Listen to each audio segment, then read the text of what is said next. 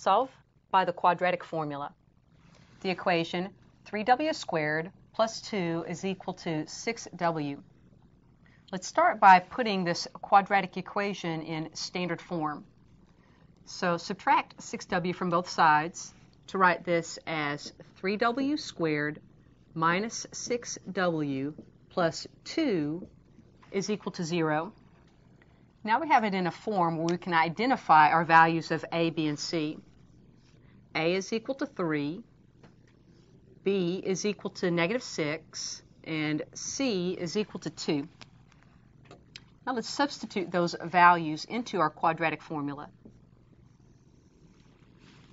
We want a negative b, or the negative of negative 6, plus or minus b squared, so that's a negative 6 squared, minus 4 times a, which is 3, times c, which is 2, all over 2 times a, which is 3.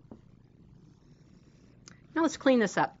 The opposite of negative 6 is positive 6, plus or minus, underneath the radical, negative 6 squared is 36, minus 4 times 3 is 12, times 2 is 24, and that's all over 6.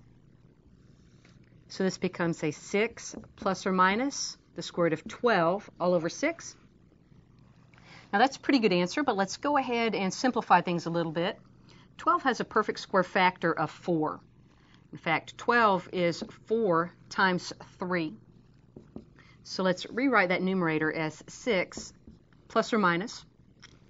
The square root of 4 is 2. That 2 comes out. The 3 stays underneath. Don't forget that both of those terms are over 6.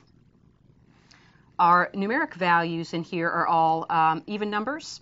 They have a common factor of 2, so let's do some reducing. I'm going to factor 2 out of the numerator and write it as 2 times 3 plus or minus the square root of 3. Let's write that value of 6 as 2 times 3 so we can see those common factors of 2 and cancel them out. A reduced form is 3 plus or minus the square root of 3 all over 3. Now stop there. Don't make the mistake of thinking that you can reduce further. We're done at this point. A check is going to verify that these solutions both do work. So let's summarize by saying the solution set is, and using set notation, 3 plus or minus the square root of 3 all over 3.